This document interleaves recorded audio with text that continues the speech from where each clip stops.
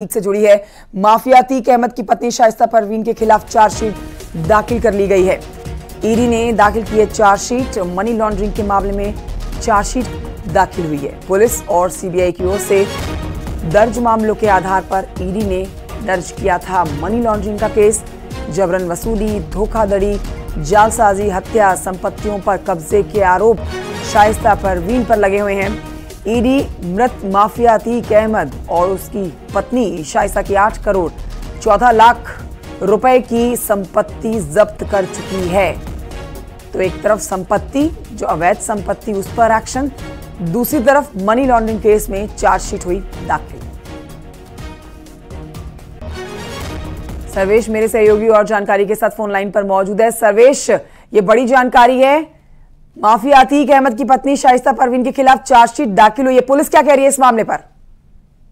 देखिए, इस मामले में पुलिस का कोई रोल नहीं है, बल्कि ईडी जांच कर रही है। मनी लॉन्ड्रिंग का केस अतीक अहमद के जीवित रहते करीब 3 साल पहले ही दर्ज हुआ था।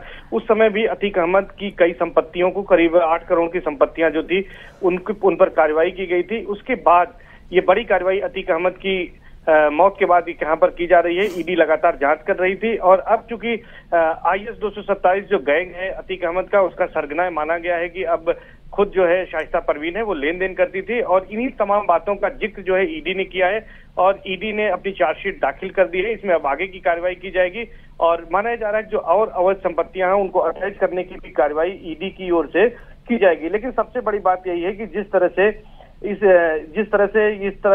अतीक अहमद की तमाम बेनामी संपत्तियां थी उनको लेकर ये कार्रवाई की गई थी, उनको लेकर इस तरह की बातें सामने आई थी कि अतीक अहमद की जो संपत्तियां हैं वो अवैध रूप से अर्जित की गई हैं, और इसी की जांच मनी लॉन्ड्रिंग केस दर्ज होने के बाद पुलिस कर रही थी। और उसके बाद ईडी का बड़ा रोल था, क्योंकि ईडी ने कुछ संपत्तियों को पहले प्रयागराज में कुर्क भी किया था, जिनमें से एक कोल्ड स्टोरेज भी अंदावा इलाके में था। कुछ बैंक खाते भी, करीब 13 बैंक खाते सीज किए गए थे इनके द्वारा, ईडी के द्वारा, जिसमें करीब 1.5 करोड़ रुपए की धनराशि बताई गई थी। तो इस तरह से माना जा रहा है कि चार्जशीट दाखिल होने के बाद अब शाइस्ता परवीन की मुश्किलें बढ़ेंगी। शाइस्ता परवीन के बारे में आपको बता दें कि Umesh Pal shoot out case 24 फरवरी 2023 को हुआ था, उसमें शाइस्ता परवीन आरोपी है और शाइस्ता परवीन लगातार फरार चल रही है। उस पर 50,000 का इनाम भी घोषित है। सबसे बड़ी बात है कि कोर्ट से 82 और 83 CRPC कार्रवाई हो चुकी है, यानी कि पुलिस ने उसे भगोड़ा घोषित किया है और उसके बाद उसकी संपत्ति को कुर्क भी किया गया है। लेकिन इसके बावजूद 1 साल से ज्यादा का समय हो गया, अभी तक शाइस्ता परवीन पुलिस के हाथ नहीं लगी है और ईडी का शिकंजा कसने के बाद तमाम जो बेनामी संपत्तियां हैं उनको जब्त करने की कार्रवाई अब ईडी आगे भविष्य में कर सकती है। और माना जा रहा है कि इससे और मुश्किलें बढ़ेंगी। जो आय के स्रोत हैं, जहां अभी फरार हैं, तो उसके आय के स्रोतों पर सीधे चोट अब ईडी करेगी। जी, मतलब सर्वेश, ये कहा जाए कि जिस तरह से शाइस्ता परवीन लंबे समय से फरार चल रही हैं, धरपकड़ के लिए लगातार छानबीन चल रही है, तो उसकी ही धरपकड़ के लिए एक तरफ संपत्ति के ऊपर हथौड़ा चल रहा है, दूसरी तरफ अब ईडी ने चार्जशीट दाखिल की है।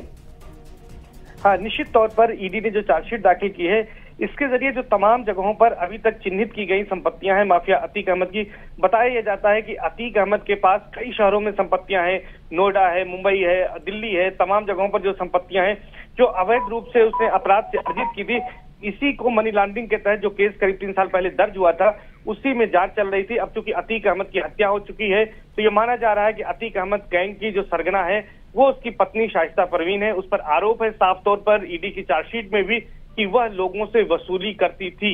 इस बात का भी जिक्र चार्जशीट में किया गया है।